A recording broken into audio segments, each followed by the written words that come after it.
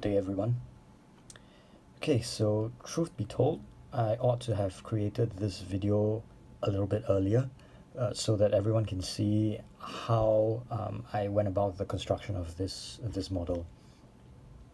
This is the Blackstone Fortress Astro Navigator, and I've already put down couple layers of paints. Not complete yet, but getting there. And I'll add these pictures in post because I didn't make the videos earlier. I actually hollowed it out and put in a couple of fiber optic cables, and you'll see in the photos that I posted, that I'm posting now, how the cables were applied. There are three applied to his head, one on the third eye and one on each of the other eyes, and there's one on the back of his head, right in the middle of that gubbin that comes out on the back of his head. And there are two that I placed deep inside his collarbone, and this was specifically to get sort of an underlit effect for him, and to give that sense of drama when it gets really dark. And I'm going to show you now what that looks like, and then I'll talk about what I intend to do from this point going forward. Now, this is a 3-volt blue LED. You can get these from most electronic stores. I get one from a store that's near my workplace, and this is a, there you go, a CR2032 button battery. And the reason I picked these is because they put out 3 volts. That's just nice to light this up, and also it fits perfectly into the bed. Well, not perfectly, but almost perfectly. So if you put it down, you hardly see it. Even with sort of a layer of wires and electronics, it's not going to rise up very high from the tabletop, and it looks virtually invisible. So these are the components that I'm using for this project. Because it's a Blackstone Fortress miniature, I created a base that's similar in style to the Blackstone Fortress bases that you can see on Warhammer TV. There's a tutorial on that, but instead of painting on the details, I actually carved in those grooves using a mini saw, which I'll show you later, and I polished down the surface of a base to get a smooth coat, and then went over with art coat.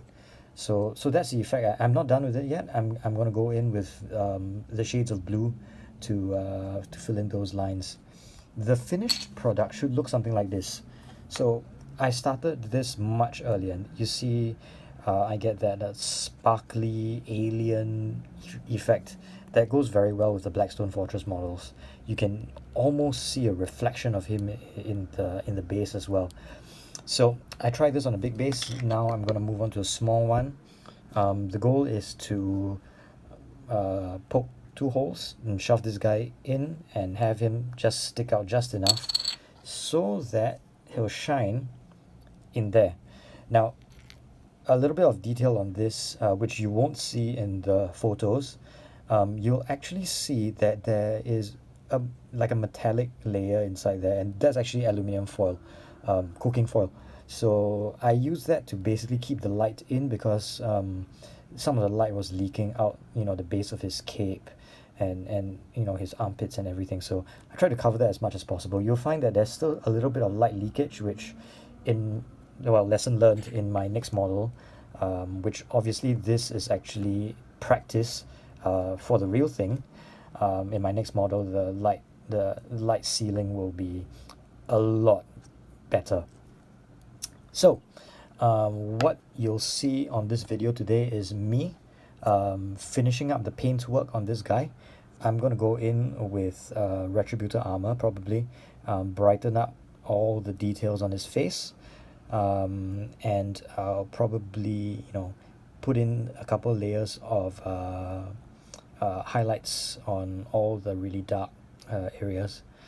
I'm probably not going to freehand the scripts on his scroll. I'm pretty bad with that. I always end up making them too thick, but I'll decide that later. And then finally, I'll be assembling the base and painting up the base and then assembling it, and hopefully he'll look pretty good fully lit up. So let's go ahead and start.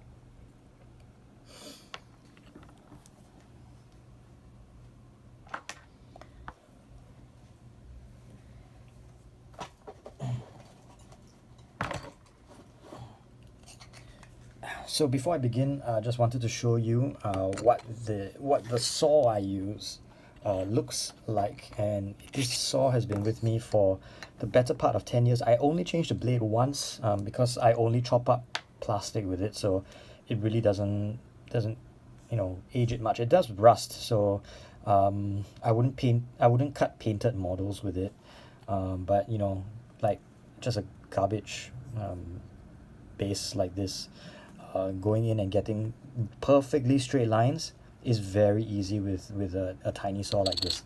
And the commonality that you see throughout all my videos is that the tools I use are really cheap or really really old, because my philosophy is that if I can do it on a budget, I'll do it on a budget. I want to stretch out the joy of building one of these models as much as possible, hence the reason for me trying new things with every new project that I have, with fiber optic lighting and electronics and stuff like that. So okay, let's move on.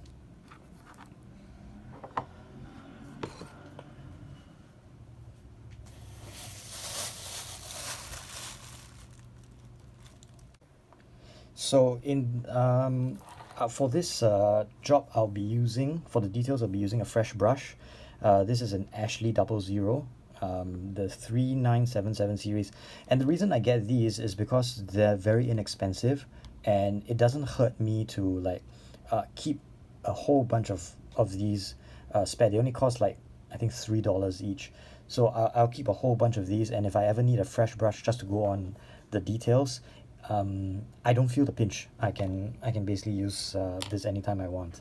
So I'll be picking out the metallic details with Auric Armor Gold and Stormhold Silver, the brightest metallic paints there are, and then I will sort of dull them down with washes, with shades later on, and we'll see where we go from there.